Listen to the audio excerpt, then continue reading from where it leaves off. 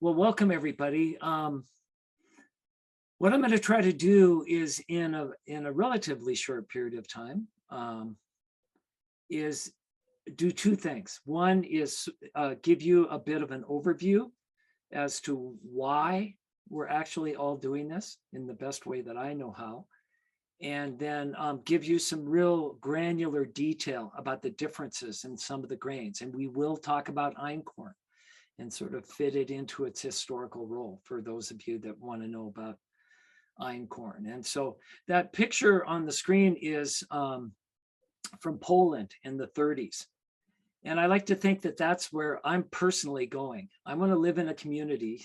So when I'm on my way home from work, I don't go to Planet Fitness, but it's Friday and it's that time of year. So I drive home to my subdivision, and it's a grain harvest day. And we're all going to get out and harvest the grain that we've collectively been growing in the center of our, used to be a golf course, but now it's a grain field. And then we're going to, in a few weeks, when it's dried and threshed and cleaned, we'll make our own breads. And so I'm hoping that some version of that kind of future is where we're all headed. And I just can't imagine being part of something more beautiful than sharing an experience like harvesting like that.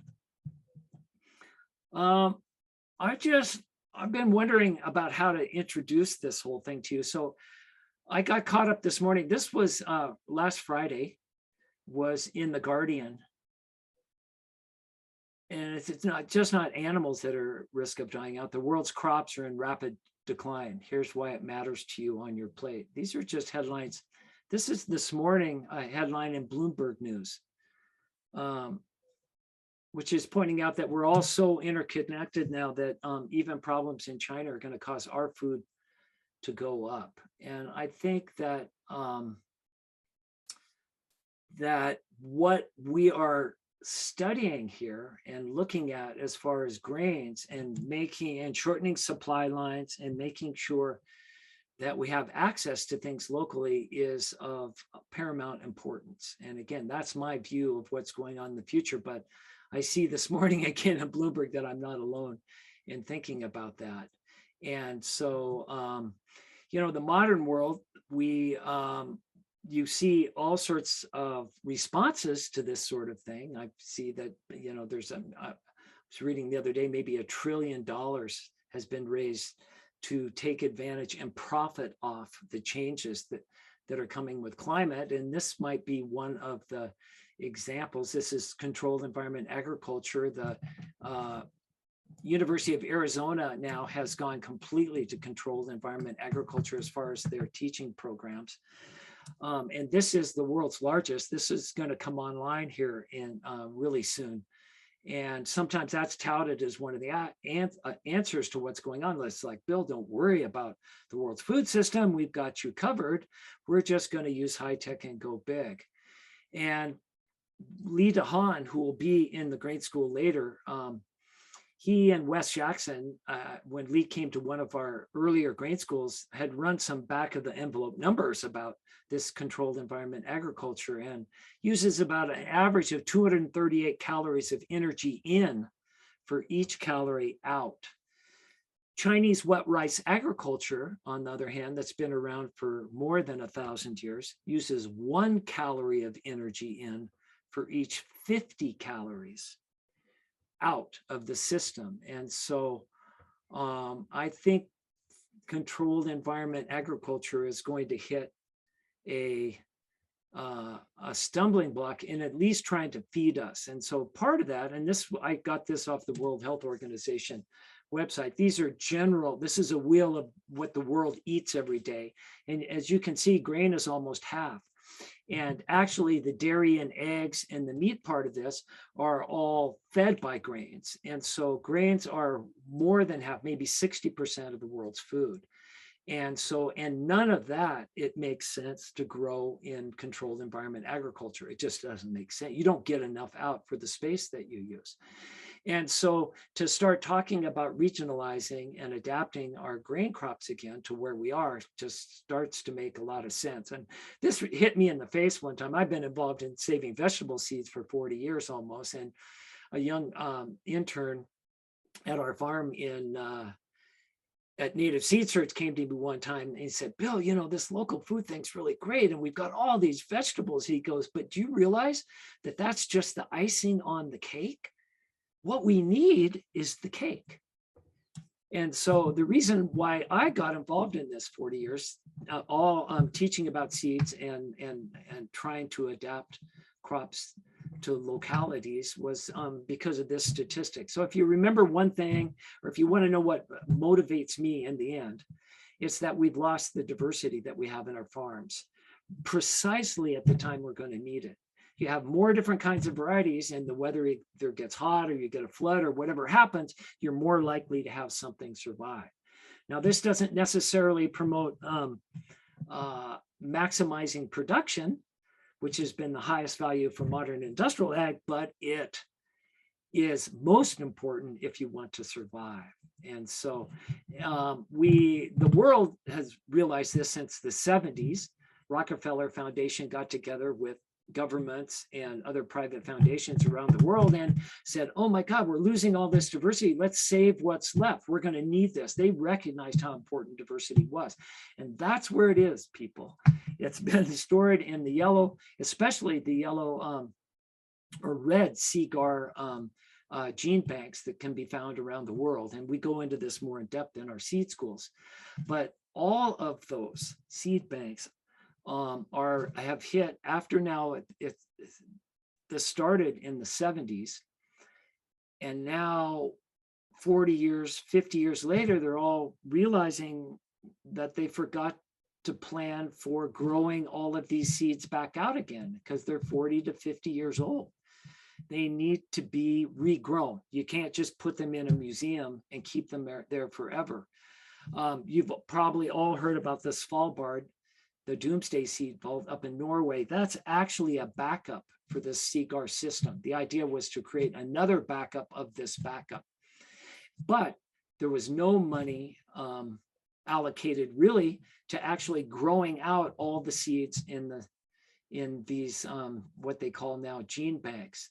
And there's a quote here. You're all going to have access to these PowerPoints. You can go back and get these statistics and the links if you want to go and look it up. But this, the quote there was from Time Magazine a few years ago. And estimates, and I think it's a low-cost estimate, is that it would cost $4.6 billion to grow out all the seeds they have in these seed banks.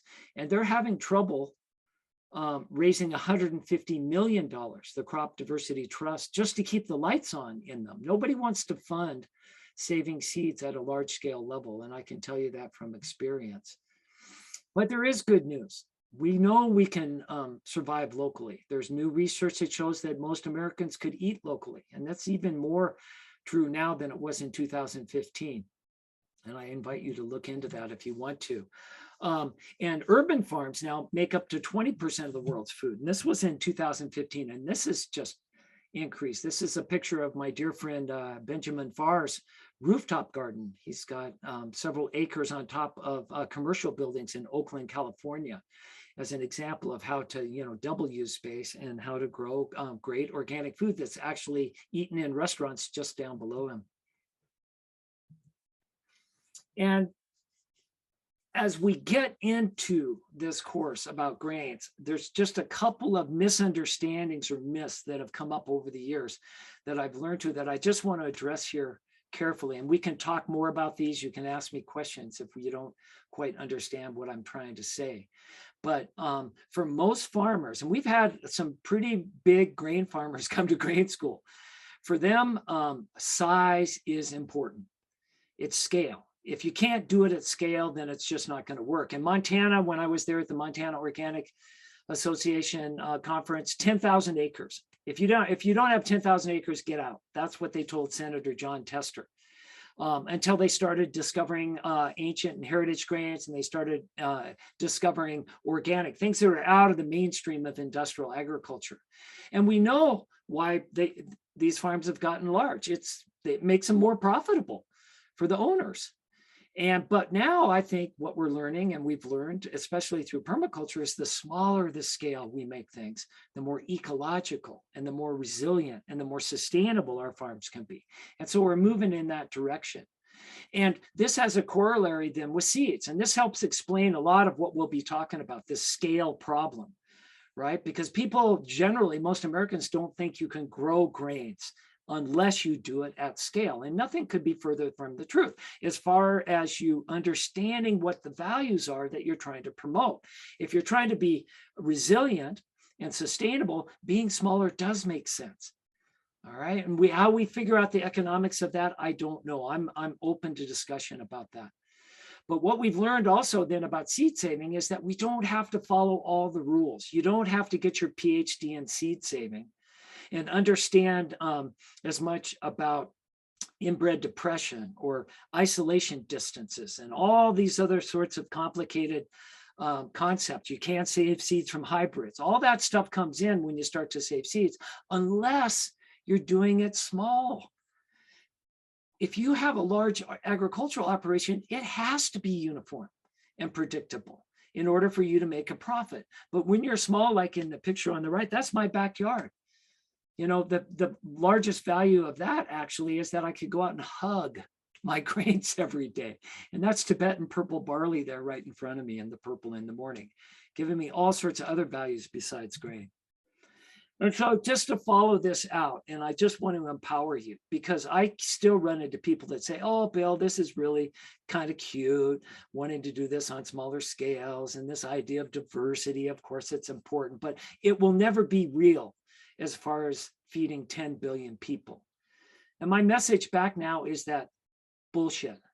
That biologically, for us to survive, this has to be small scale. It has to be grassroots. If we are going to get the diversity we need, that 90% back that we had 2 generations ago, it's going to take millions of farmers or gardeners growing and saving their own seed wherever they are, adapting those crops to their own now changing environments. And so that's just one of my core values now, is that it's not that there are different values when you make it smaller. It is the value, because we lose the diversity and we threaten the whole system, as that very first headline that I showed you is intimating. And so that's one of the things we've done at Rocky Mountain Seed Alliance then, is started a million seed saver campaign. It's one of those big audacious goals. We only have a few thousand people now signed up, I think, but we need 1 million. And so through your help and spreading words and baking bread for people and giving them seeds, you know, we have a chance to grow this movement. And one of the other things that I just want to reinforce here, if you're thinking that you need to go get your PhD in plant breeding in order to really make a difference in this work, is that selection is the most powerful breeding technique that there is. It's what's created our food supply in the very beginning. And it's what you can engage in without even knowing what you're doing. If you'll just save seeds from the grains, say, that you like, that work in your own backyard. And we'll talk about this over and over and have other people speaking about it. But if you want to question me, if you want to dig deeper, if you want to learn the specifics of it, there are 3 really great books that still I open up and look into quite a bit. And Dr. Bill Tracy is one of the plant breeding professors at our original land grant colleges that were set up to teach people about their own local agriculture. And he's one of the few that has let the biotech or the genetic engineering part go by and realizes that the real power in plant breeding is in doing it traditionally. And so, you know, generally agriculture is called, it's been 10,000 years old. It's created everything we eat from plants that were wild, that are largely inedible. And it did that without even knowing what genetics was, or Mendel, or whatever. In other words, it all happened in the first 9,850 years. And it did it because there were millions of plant breeders. Everybody that grew something saved their own seeds and was therefore adapting that crop and becoming a plant breeder. And they were bred everywhere in every environment for every food crop. And most importantly, the goals were set by millions. Today, we've got a handful of engineering plant breeders that never go into the field. They breed for largest profit in a few areas of the world.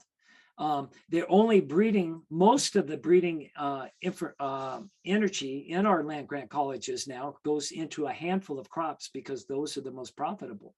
And very few people are setting those goals. And so it's up for us to try to set that back. And so here's the goal. If you want, let's create new land races. And there's a definition of land race because people are always asking about it. That's from Joseph Lofthouse' book, Land Race Gardening. And this is the gift that was given us 150 years ago. There were 30,000 varieties of wheat maybe being grown in the United States in 1900.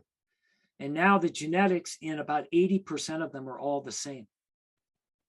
That's how much we've gotten rid of the diversity and made things uniform and set ourselves up for the kinds of problems that they talk about in those first two articles that I showed. And so, when we first started getting into this and started thinking about, oh my God, we have a lot of work to do. How are we going to not establish local grain economies? It's reestablish, right? We had that in this country. All the immigrants that came to the United States and moved here, many of them brought their grains, handfuls of grains. And the United States for 100 years was a big mixing bowl experiment of trying to find out which grains grew best and where. So wouldn't it be great if we could have that information? Well, we found a lot of it, not all of it, but we found a way in to understanding some of it. And these bulletins are downloads for free off the RIMSA website. And can be found from the USDA. And so what's really cool about these is on the left in the earlier book, they have maps and they actually show you where the different varieties of grains that were popular in 1919 were growing in the United States. And so there's white Sonora wheat. And you can see it grew all the way up into Idaho. People ask me, does Sonora grow in Idaho? Well, I can look and see, yeah, grew in Utah. You can see where its real center was over in California by then, but it started in Arizona when Father Kino brought it. He was the first missionary into Arizona and brought white Sonora with him and passed it out to the Tohono O'odham.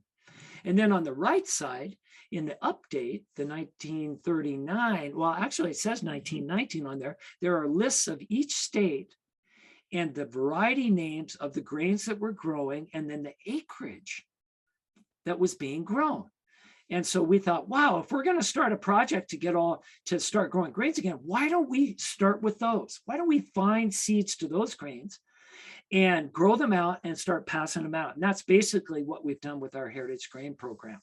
And so we'll talk more about that and hopefully introduce you to getting involved. And I was happy to hear that several of you are already involved. And so what I'm going to do now is just step through some of the grains. And again, you'll have access to this. So this can be a resource for you. So, the first thing to do if you're going to start saving seeds from something and adapting or improving that crop in your own area, you'll want to know what its breeding system is. And so this has got, the relevant sort of information so you can be a modern plant breeder and do this with a minimal amount of work. And so, that's Thumbs Heath. He's one of the seed stewards that we discovered. That's his life's work. He was a plant breeder at UC Davis, almost got his PhD, figured out they were never going to fund his research in amaranth. Nobody commercially wanted to, support this. It's just not one of the money crops. And so when I asked him why he did amaranth, he said, Bill, it's a weed. It grows in the backyard. When the grid goes down, this is what we're going to be eating. And so that's comes a month early, and most important for him, a two-gene trait. He figured out you can harvest the seeds out of the stalks by rubbing your hands without cutting them up. It's soft.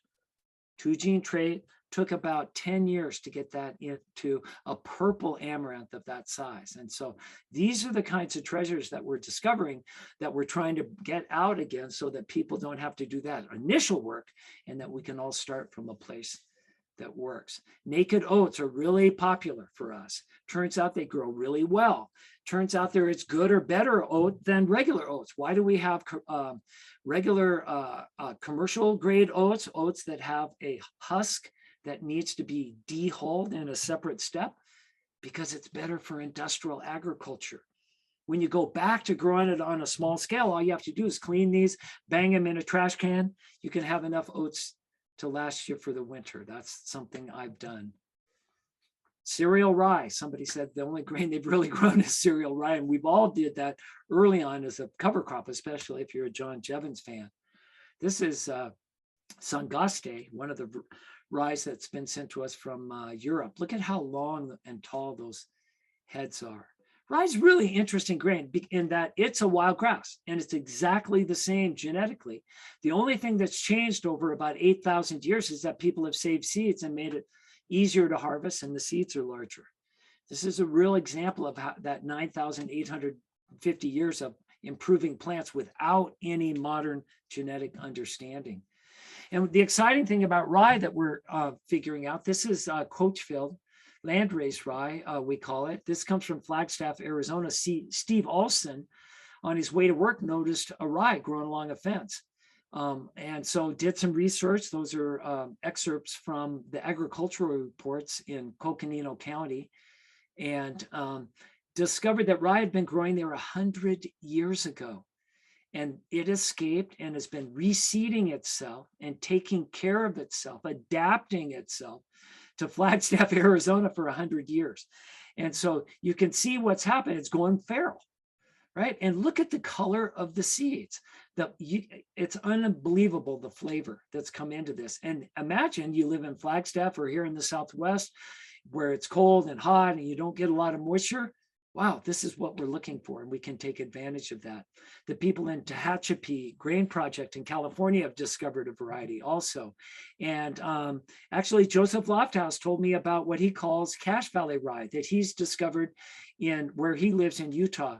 That's the same way. It's escaped, and so it's a new opportunity for us to take advantage of somebody growing rye 100 years ago, and we can use that now to help us face climate change. So I'm going to show you barley, wheat, and rice next. And so before I started doing that, I just wanted to show you a grasp of similarities. You know, if you think about it, all life came from one cell, they think, and it's just been complexifying. And as we get into the botany and understanding the branches, I just wanted you to know that they're all related. And people go, so I get sorghum and wheat and barley and rice are all, you know, it's a little bit of a stretch to think about rice. They're not as close on the evolutionary chain as wheat and barley, of course, which look a lot alike. But Brachydipodium, what is that? Well, there's a picture of it on the right. It's actually a noxious weed in California. And so all of this stuff is still here. It's still here for us to work with, maybe to practice and do some wide crosses. There are times and places in the plant kingdom where that happens, and we even create more new diversity. So I just wanted to drop that little tidbit in there. Rice, one of the three great crops. 60% of the world's calories come from wheat, rice, and corn. And most importantly, self-pollinated, which means you can grow tons of different varieties right next to each other.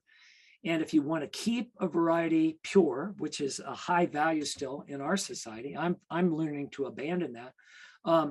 You don't really have to worry about that much crossing. John Shirk, who's been one of the great contributors to the Rocky Mountain Seed Alliance and our grain program, had this realization, and I quoted him here. He said, of all the grains he's grown the einkorns and the emmers and the spelts and all these grains.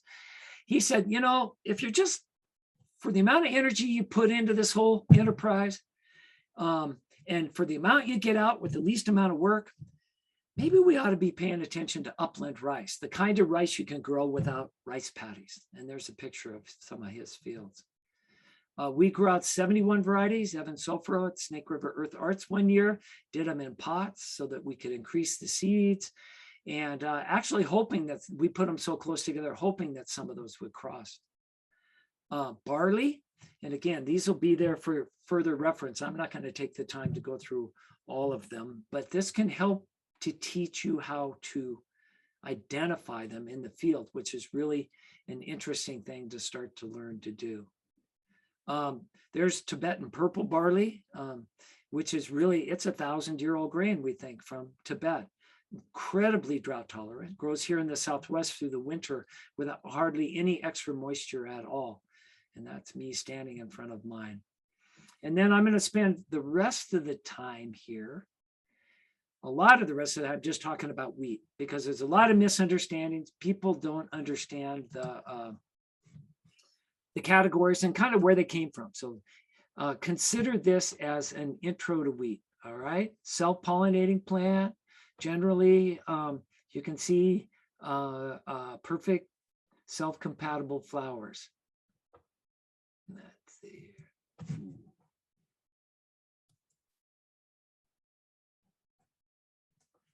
So actually, here on the right-hand side are what we call wheat, but that's the end of this huge, it's more than 14,000-year-old evolutionary development.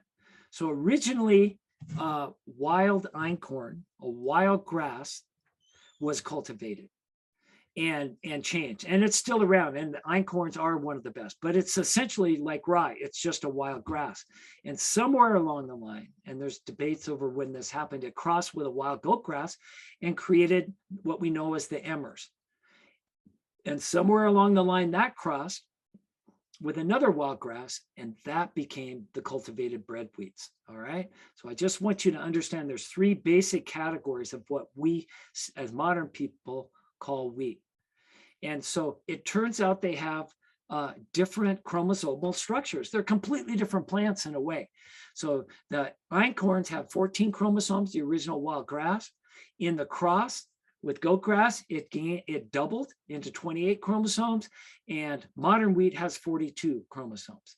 All right. And so if you go to the Heritage Grain part of the Rocky Mountain Seed Alliance website, we're dividing the grains up into those three categories. It's just a way in to definitively draw lines between them, because it gets blurred sometimes, even then. So let's just talk about einkorn for a minute. As early as 30,000 years old, I've got a picture here that I can show you. This is 14,400 years old. This was on the front page of the New York Times last year.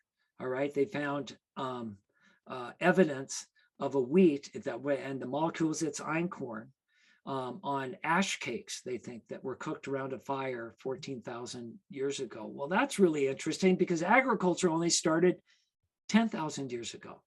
So maybe for 4,000 years, we were just harvesting wild grass seed and grinding it up and eating it. Protein content 30 to 50% higher.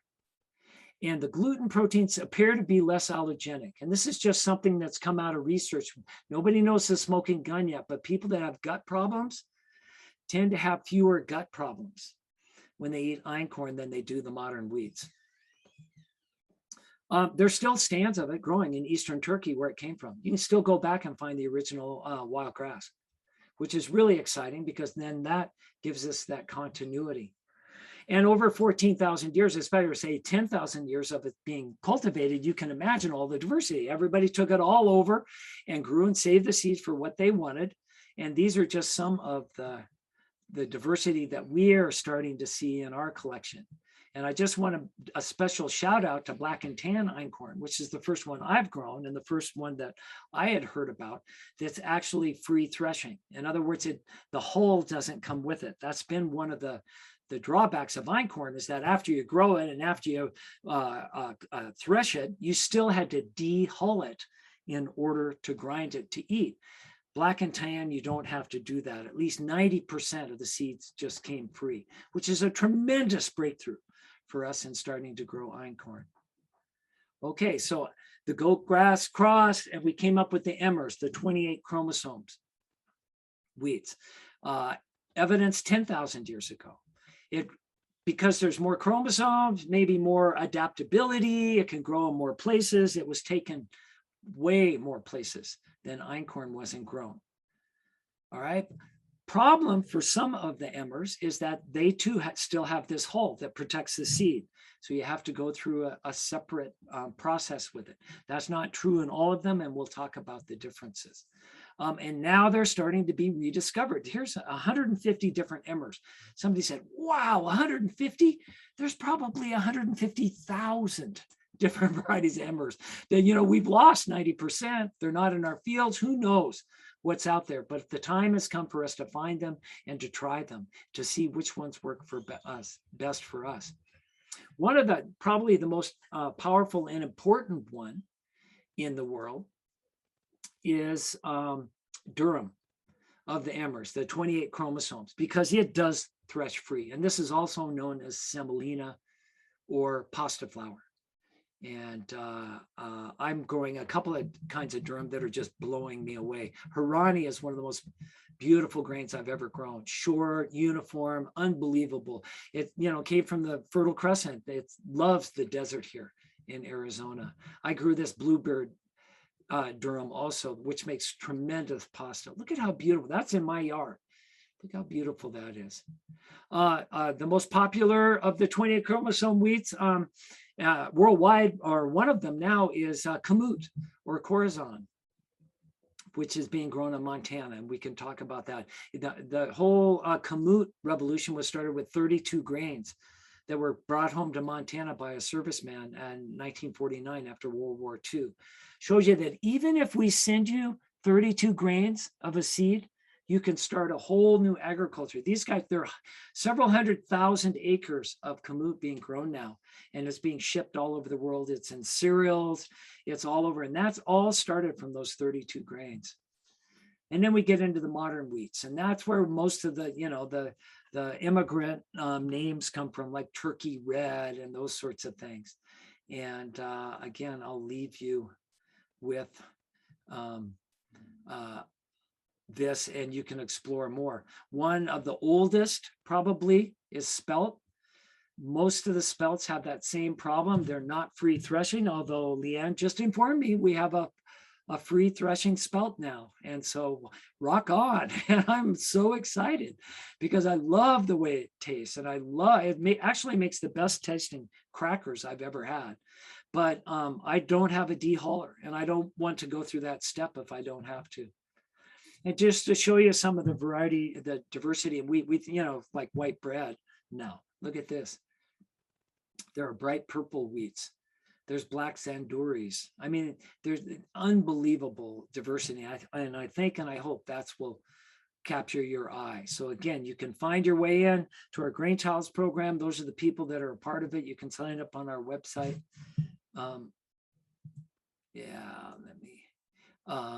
You know, we've got over 250 active varieties, and pretty soon you'll be able to order those on our website. And we made up a Grain Trials manual for you so that when you get started, you can start small and easy and make things work. So I'll just finish up here. One of our great inspirations, Steve Jones, the Bread Lab, one of the most important places to do research on heritage grains. He said people are always coming. Jeff Bezos went to visit him there. He's got quite the reputation. He said, you know, people are always asking me how we can scale this up. And he's going, no, I think we should scale down, because that's where the real magic is. On the other hand, though, they grew out 10,000 varieties of wheat in the Skagit Valley to figure out which one would be the best to grow bread or to make bread out of there. They ended up baking 900 little teeny loaves of bread from this trials. And this shows you why he's not worried about crossing. Wheat doesn't cross very easily. And if it does, you could always see it in the next year because it grows so uniformly in a row. So that hopefully that plants the seed of an idea. And I just wanted to quickly show you where we're going in the future. Is that I first ran into this with Sonny Nieto, who is on the Gila Reservation south of Phoenix. And he worked at the National Small Grains Collection in Aberdeen, Idaho for I think 20 years. And he retired. And when he did, he took was one 50-pound bag of grains, all mixed up. Well, it had over 1,000 different drought-adapted grains that he had been finding handfuls of from around the world and through the collection over his 20 years there. And he took that home to Gila. And when he got there, he just planted it out. And the next year, I mean, more than half didn't grow. Okay. The ones that did, he harvested, planted those out. The ones that made it again, harvested. He figures he'll get down to 4 or 5 grains out of the original 1,000 that actually work really, really well in the Gila. And he can do it in a record amount of time, and he doesn't need a research plot to be able to do it. And this may be what we need to do. Just sift through this, that 150 emmers, for instance, to find the ones that each work for us and maximize our genetic chances of survival. John Shirk figured out the same thing. He's been growing them all out separately all these years in his little seed company. He said that it's got merit as a seed business. He said, but it's not going to be nearly enough or fast enough for climate change. And then we found the Occidental Arts and Ecology Center actually got the USDA and the National Grain Laboratory to mix up 2,000 varieties for them to try an experiment like this. And now we're called this the evolutionary wheat breeding project. And we've actually got a couple of mixes that we're starting to pass out. And so, and then the granddaddy of this idea, who just wrote the book on it, Joseph Lofthouse, if you want to just, into a new dimension about what we probably should be doing with all our time and energy as we go into the future, this is it. It's easy. Genetic diversity and cross-pollination allows crops to adapt to changing conditions. So we need to learn how to let that happen as much as we can. And just to emphasize here at the end, how prevalent this scale problem is. If people say, oh, it's nice that you're playing with 32 grains or whatever, and you've got your small backyard plot. Just remember a couple of things. One is that Dr. Ralph Bush says that you can grow enough wheat on 100 square feet to make 7 loaves of bread. All right. Think about that. That's a lot of grain in a little backyard plot. And these guys, this is from the Canadian Wheat Board. They took, a man went down into the United States, got a carload of the best wheat he could find. He was a wheat chewer, chewed it and went, this is good. Took it up to Canada, 1 train carload, turkey red, 1902. By 1908, 6 million bushel, 4 million bushels of wheat were grown. In 6 years later, all the seed came out of that 1 car. We can scale this up if we have to. What we need to do is throw huge genetic dice again, get millions of people involved, and find out what works for us wherever we are with the least amount of inputs for something we really want to eat that works for us, like they did in the Skagit Valley with trying to find what makes the best bread. And then we'll scale up later and then we'll be okay. So I'm going to end it there. Yeah.